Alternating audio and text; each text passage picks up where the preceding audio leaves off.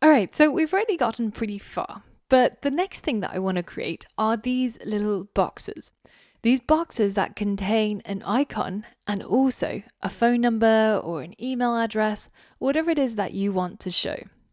Now, you can use an image asset as an icon, but it's nowhere near as adaptable as simply using an icon widget. And I want to show you how this works. If we collapse both of our text widgets and our circle avatar, then we can see that in our column, we currently have three things: our circle avatar, our text, which is our name, and finally the job title that we have here. So I'm going to go ahead and add another child, and this is going to be a container.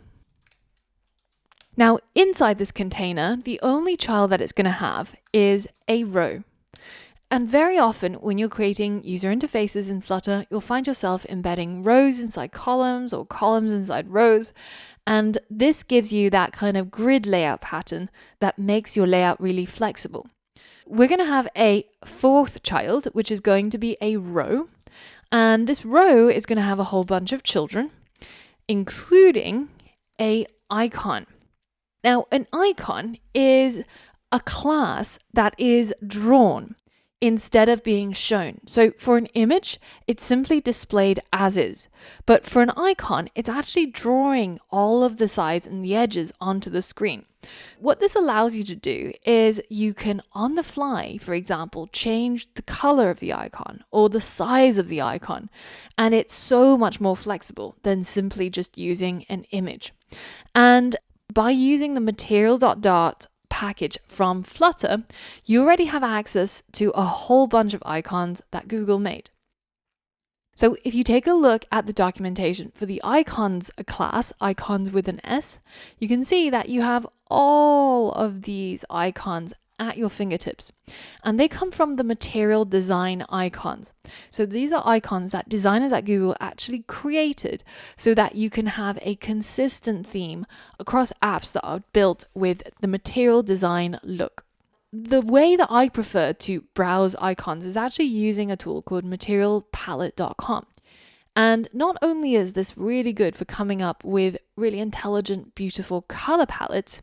So for example, on the main page, if you select two colors that you quite like, for example, teal and say yellow, then it'll automatically generate you a 8-color color palette, even complete with an accent tone. And you can see it looks really, really nice straight up from the get-go. And it also has the colors that we've been using so far and gives you their names all in one place. And if you click on them, it'll show you all the various shades that you can tap into. There's also a third tab, which are the icons. And it's a really easily searchable place where you can say, let's look for an add icon. And it shows you, here are all the ones that you could possibly use. And when you find one of them, you can see it has a name, right? This one's called add_shopping cart. So I can simply go into my Flutter app and write icons, which is the name of the class that supports material design icons, dot add shopping cart. And now almost immediately, you can see that I can add that icon that I found on here to my app, which is brilliant if you don't want to spend a lot of time finding or creating or paying for these design resources. Now, I mentioned that icons are better than images because they're drawn on the fly. So let me show you what you can do with these icons that you can't do with images. I can, for example, turn that icon into a much larger icon by simply changing its size property. So let's make it 100. And you can see that almost immediately, my icon becomes super large and the lines get thicker and it scales until infinity. So if I change this to 1,000, you'll see that it won't pixelate because it's actually just drawn. All that happens is that it goes off the screen and you get these yellow bars as a warning to tell you that there's parts of your content that's not visible to the user. It's completely off the screen. But you can see that this icon doesn't become pixelated.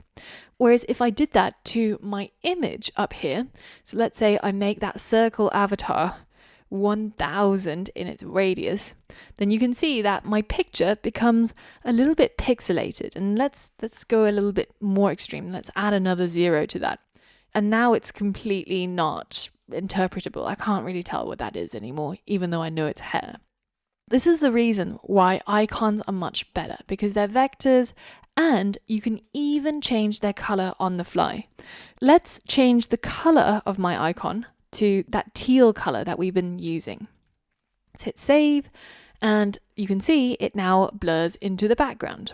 But if I change that into a 900 shade and hit save, then you'll see it's become a much darker teal, and now it's completely visible. So you can change the color of it, you can change the size of it, you can do all sorts of things with these icons that you can't do with images. And this is why they're really, really useful inside your app. All right, so the icon that we actually want here is the one called phone. And this one gives us that little phone icon that we can put next to some piece of text.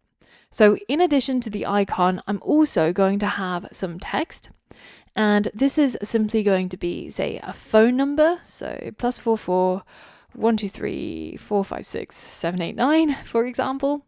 And then I'm going to style up my text because at the moment it looks a bit boring. So I'm going to give it a text style. And this is going to have a color, which is going to be a dark teal color. So colors.teal.shade 900. And then it's going to have a font family of the same one that we've been using, which is Source Sans Pro. And we're going to change the font size to 20 points. And let's hit save and see what that looks like. All right, so that looks pretty nice, but it'd be nice if there was a little bit of space between the icon and the text, right? Well, we know that we are inside a row, and the way that we can easily add space between our children in our rows is by adding a sized box. So we're going to add a size box, and we're going to give it some dimension in the horizontal axis, right? Because we're in a row, so it's going to go from left to right. So we'll give it a width. And let's give it a width of maybe 10 points, and that should be enough to separate those out a little bit, make it look just that bit nicer. So finally, I'm going to give my container a color just so that it'll show up as a separate piece of information from the rest of my widgets. So let's give this a color of white, and let's hit save. And now I have to change my icon back into teal so that it's visible, and I can make it come away from the edges of the screen a little bit by adding margin. So a lot of the widgets inside Flutter will have margin or padding as properties that you can change. And they all work exactly the same way as we saw earlier with the columns and the rows. We use edge insets, and I'm going to add edge insets only that are different for the top and bottom and also left and right. So I'm going to use symmetric, and I'm going to say that the vertical sides, so the top and bottom, are going to have 10 points of margin, and the horizontal is going to have 25 points of margin. Now you can see that our container comes away a little bit from the edges, and it looks just a little bit better.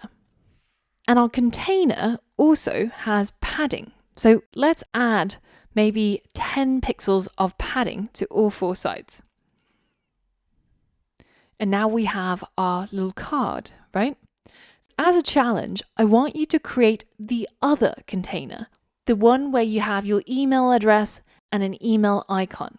So I want to challenge you to use the Flutter documentation and also what you learned in this lesson to create that second card. Pause the video and give that a go now. Okay, so we know that we need another container, right? It's pretty much the same as this one. So let's find out where our container ends. It's right about here. And let's go ahead and collapse it. And then we're going to add another container underneath it. And this one is also going to have the same amount of padding. So that was edge insets all with 10 points. And then it's going to have a margin of symmetric margin with 10 on the vertical and 25 on the horizontal. And finally, it's going to have some content, and the content is going to be under the child property, and it's going to be a row that we want to create. The row is going to have some children, and these children include an icon that comes from the icons class, and you can either scroll through this to find an icon that looks right, but in this case, it's going to be email. Or you can take a look at the websites that we spoke about earlier on. Now that I have my email icon in there, I'm going to change the styling of that icon to make it look a bit more like the other one.